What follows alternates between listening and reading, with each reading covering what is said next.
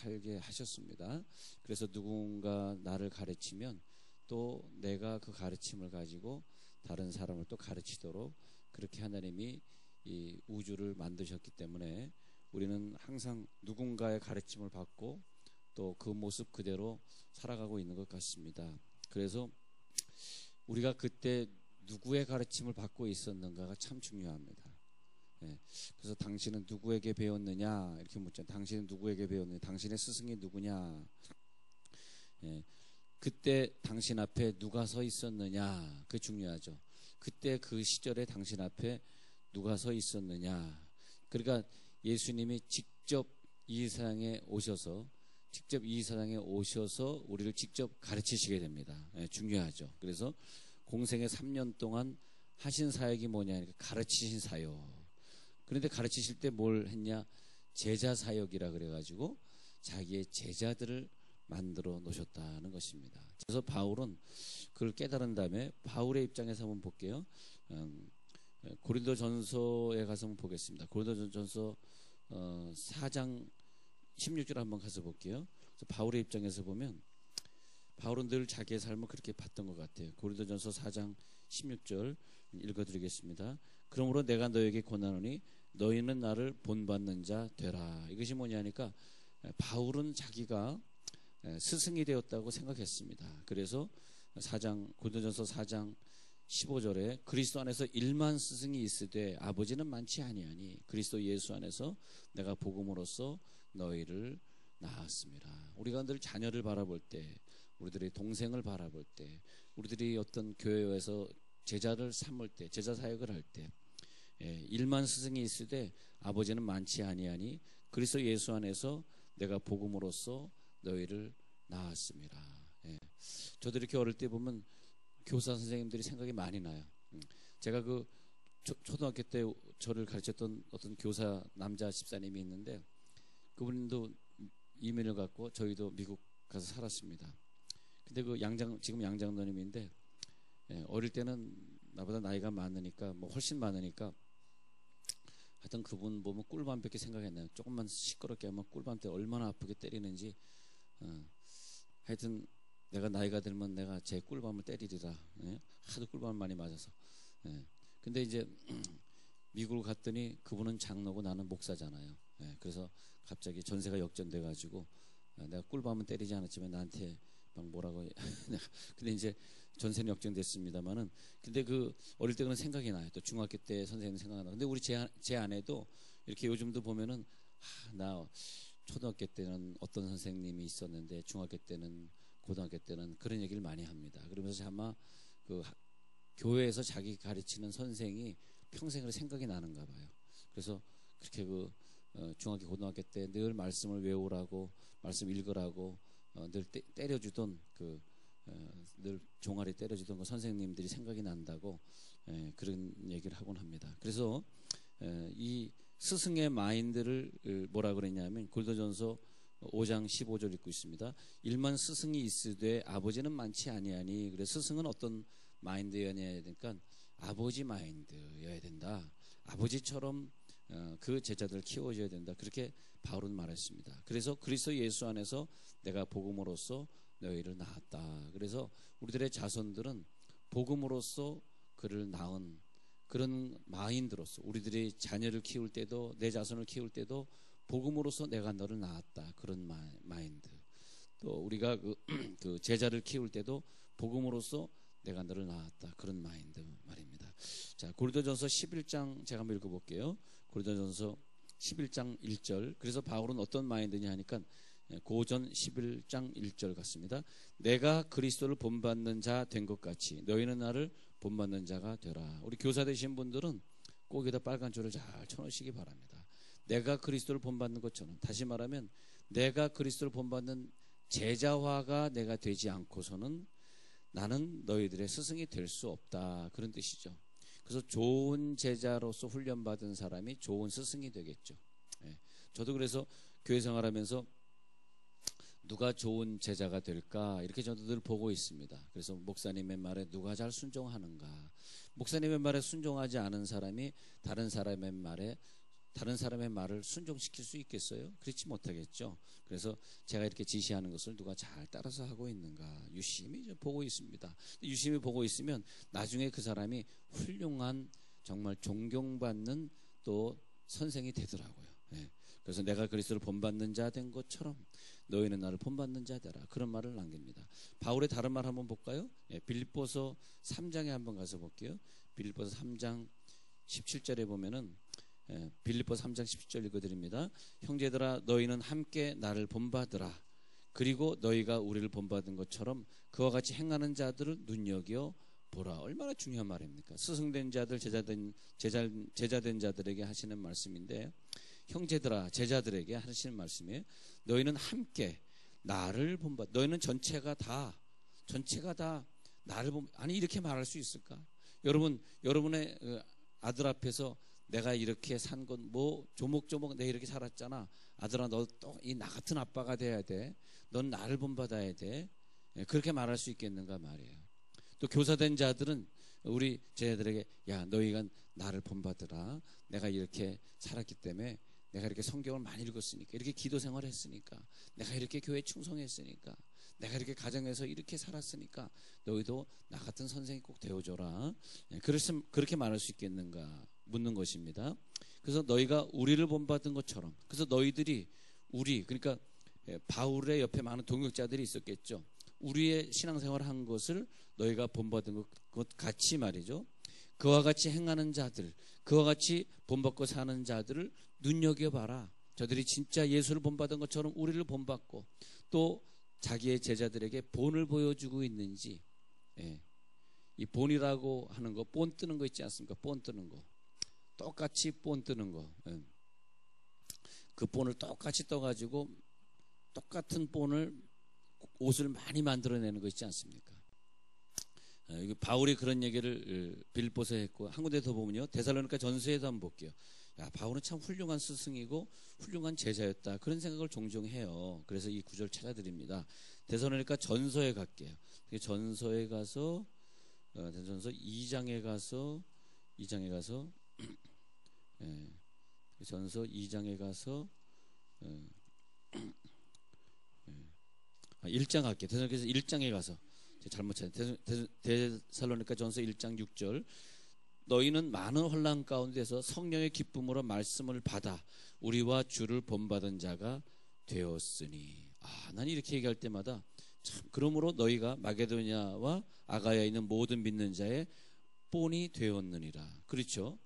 너희 제자들이 나를, 또 예수님을 본받은 자 되었는데, 언제? 환난이 있는데도 불구하고 그 환난 가운데서도 나와 예수를 본받은 자 되었기 때문에 그 주변에 있는 모든 사람들, 모든 믿는 자의 본이 되었느니라.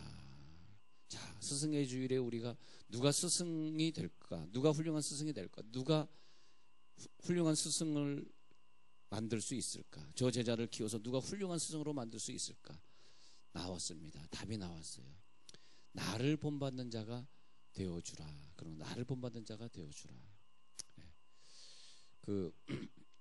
우리가 어떤 스승의 보라. 여러분들도 사실은 우리가 오늘 스승의 날이지 않습니까? 여러분 이렇게 혹시 이따 주일학교 가서 아이를 가르칠 수 있는 기회가 있으면 꼭 가르치세요. 뭘 가르쳐야 되냐면, 야, 스승의 주일에는 너희들이 스승에게 카드라도 한 장 쓰는 훈련. 뭐 애들이 돈이 뭐가 있겠어요. 그러니까 종이를 주면서 너 선생님한테 고마운 거, 뭐 나 아니래도 괜찮아, 너 학교에서 선생님한테 고마운 거 한 써봐, 좀 이런 거 훈련을 시켜야 돼요.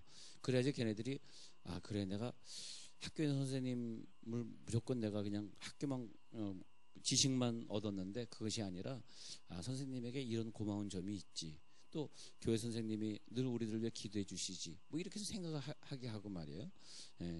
우리가 어버이 주일에는 어버이들에게 뭐가 감사한지 좀 깨우쳐야 되는 그런 경우도 있고요.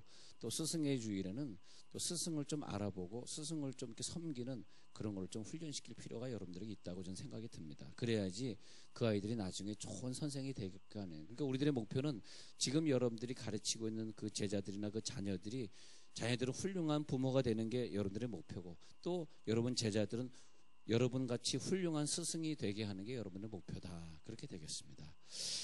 자, 오늘 예수님의 가르침을 보니까 예수님은 무리를 보시고 1번 무리를 보시고 2번 산에 올라가 앉으시니 3번 제자들이 나아온지라 4번 입을 열어 가르쳐 이르시되 이렇게 되어 있습니다. 그러니까 마태복음 5장 1절에 보면은 5장 1절에서 어떤 스승이셨냐 하면 무리를 보시고 하면서 무리를 향해 가르치셨습니다. 무리를 향해. 그 다음에 산에 올라가 앉으시. 왜 산이냐 하니까 왜 산이냐? 우리가 예를 들어서 교회에서 집회하지 않고 이번 주 토요일은 저기 산에 대전에 뭐 기도원에 가서 집회합니다. 왜 그래요?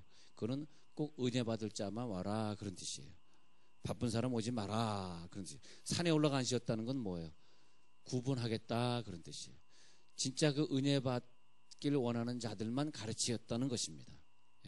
아무나 가르친 것이 아니라 그 산에 은혜 받으러 사모하러 오는 자들만 가르쳤다. 즉 찾아온 사람에게 가르치리라. 1번은 찾아온 사람을 가르치고요. 그 다음에 제자들이 나온지라 제자와 사역을 하셨고요. 어떤 특정한 사람. 근데 예수님은 딱 12명만 제자와 사역했습니다. 딱 12명. 그래서 그리고 예수님은 입을 열어 가르쳐. 그래서 입을 열어 큰 소리로 저들이 가르쳐. 그때 뭐 마이크도 없었을 테니까요. 그 다음에 예수님은 또 마태복음 11장 1절 제가 잠시 가서 볼게요. 예수님의 가르친 걸 좀 본을 한번 보고 올게요. 자, 먼저 예수님은 자기의 나온 자들을 가르치셨고요. 예수님 어떤 스승이셨나 했더니 마태복음 11장으로 가겠습니다. 마태복음 11장 1절에서 예수께서 12제자에게 명하기를 마치시고 이에 그들의 여러 동네에서 가르치시며 전도하시려고 거기를 떠나 가시니라. 예수님은 여러 동네를 다니시면서 가르치셨다. 자, 이번에는 산에서만 가르친 것이 아니라 동네를 다니시면서 가르칠 대상을 찾아다니시면서. 여러분 교사 되신 분들은 오늘 교회에 나오는 애들만 가르쳐야지 하는 걸로 끝내지 마시고 이제는 우리 사실 5월이 신방의 달이거든요. 교사들은 아이들 집을 찾아가서 가르쳐요. 찾아가서 너 이번 주에 못 나왔으니까 오늘 공부가 이렇게 진도가 나가서 너를 찾아와서 가르칠 수밖에 없으니까 너 밤에 언제 오니? 야자 끝나고 10시에 와요. 그러면 10시 집에 몇 시 도착하니 10시 20분 도착해요. 내가 거기 가가지고 이번에 배운 공부 꼭 가르쳐줄게. 10시 20분에 막 집에 찾아가서 가르치는 거예요. 안 그러면 걔 또 수학 공부하러 11시 학원 또 갑니다. 밤 11시. 그러니까 너무 그러면 지치니까 야 수학은 빼고 우리 성역 공부하자. 가르칠 대상을 찾아가셔. 예수님은 여러 동네를 찾아다니시면서 가르치셨습니다.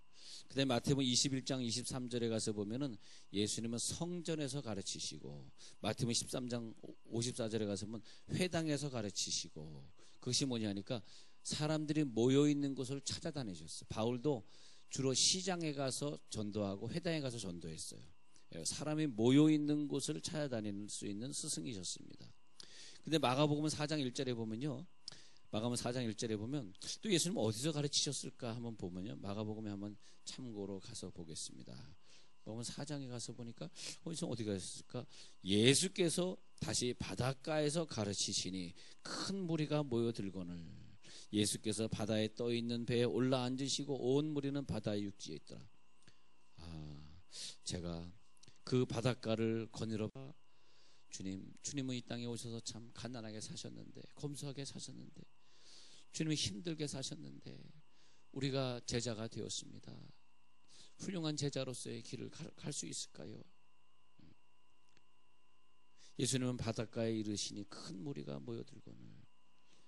바닷가에서 가르치셨다는 것은 야외 교육을 하셨다. 바닷가에서 가르치셨다는 것은 조용하고 시원한 곳에 가셨다. 무리들이 쉽게 올 수 있는 곳을 택하셨다. 사랑을 뜻하고 있습니다. 얼마나 우리를 사랑하셨으면 거기 가서 가르치셨을까. 또 마가복음 6장 6절에 근거하면 촌에 두루 다니시면서 그 뭐냐니까 방방곡곡 찾아다니시면서도 가르치셨다. 아까 마가복음 4장 1절에 배에 올라 앉으시고 이렇게 말하는 것이 뭐냐니까 배에 올라 특정한 장소를 강단으로 삼으시고 때로는 야 배를 떠나자 해가지고 또 배를 육지에서 멀리 떠나게 하고 또 가르치신 것은 배에 있는 제자들만 가르치실 내용이 따로 있으셨고 예수님은 마태복음 22장 16절에 예수님은 무엇을 또 그러면 가르치셨을까 한번 볼게요. 그렇게 여러 군데 다니면서 가르치셨는데 마태복음 22장 16절에서 뭘 가르치셨습니까 했더니 예수님께서 하나님의 도를 가르치시며 아무도 꺼내는 일이 없으시니 이는 사람을 외모로 보지 아니하심이니이다. 사람을 꺼리지 않았어요. 사람을 두려워하지 않았어요. 내가 이 밤 10시에 애를 찾아 신방 가면 그 부모가 나를 싫어하겠지 그렇게 생각 안 했습니다. 나중에는 그 부모가 자기 아이를 구원해 준 거에 대해서 감사할 날이 있을 거야. 그렇게 생각하고 열심히 아이를 신방 갔다는 것입니다. 네. 꺼리 끼지 아니하고 우리 꺼리 낄 것이 뭐가 있어요? 아이들이 학교에서 배우는 것보다 복음은 더 소중한 것인데 그래서 여러분 세월이 지나도 그 아이들이 여러분 스승을 끝까지 생각하면 좋겠습니다. 저는 그러면 좋겠어요. 1학년 때 선생이 2학년 때 선생이 계속 그 선생이 똑같은 선생이 계속 갔으면 좋겠어요. 그래서 한 6년 지나면 중등부 선생이 전부 초등부 선생으로 바뀌어지는 거예요. 그럼 나중에 고등부 선생은 어디로 가요? 고등부 선생은 다시 이제 초등학교 1학년 선생으로 또 돌아오는 거죠. 6년 만에 이렇게 로테이션 되는 거죠. 그러면서 항상 저 선생님은 나를 위해서 12년 동안 기도해 준 선생이야. 얼마나 중요합니까? 예. 근데 우리 교육은 자꾸 바뀌니까 애들이 헷갈리는 거죠. 예. 그래가지고 훌륭한 그런 제자들이 많이 나왔으면 좋겠습니다. 이제 우리가 조금 있으면 입당을 하게 되는데 입당을 하게 되면 이제 유년부하고 초등부하고 그리고 중등부하고 고등부하고 그 다음에 대학부 청년부하고 다 나누려고 그래. 이제 다 세분화 시키려고 그래. 그래서 이제 교육자들도 지금 많이 선을 보고 있는데 막 나눠서 이제 왜냐하면 우리 나눠서 하시면서 집중적으로 좀 교육하고 그리고 지금 우리가 중등부나 뭐 지금 뭐 초등부나 저쪽 태권도장이 더 이상 이제 앉을 자리가 없기 때문에 너무 힘듭니다만은 이제 큰 데 가면은 이제 교실들이 참 많습니다. 예, 그래서 나눠서 철저하게 그리고 우리가 선생들이 정말 이 아이들에게 본이 되는 그런 선생들이 많이 나오도록 좀 그랬으면 참 좋겠습니다. 그래서 예수님은 마태복음 22장 16절에 가서 보면 하나님의 도를 가르치시고 우리가 내 자녀들이나 내 학생들에게 뭘 가르쳐야 되냐 하니까 하나님의 도를 가르쳐요. 하나님의 도를 가르치시고 그 다음에 누가복음 11장 2절에 보니까 제자들이 예수님 우리들에게 기도를 가르쳐 주소서. 뭘 가르쳐 줘야 되느냐? 기도하는 법을 가르쳐 줘야 돼. 너희를 이렇게 기도 생활해야 돼. 아니, 기도하는 법을 가르쳐 주려고 그러면 스승이 먼저 기도를 많이 하셔야 되겠죠. 스승이 기도를 많이 하시면서 저들에게 기도를 가르쳐 줘야 돼. 자, 히브리서 5장 12절에 중요한 말을 해요. 히브리서 5장 12절에서는 때가 오랬는데 그래서 때가 오래므로 그런 표현을 씁니다. 때가 오래므로 아니 야 벌써 때가 오래. 너 지금 몇 년째 배우고 있느냐?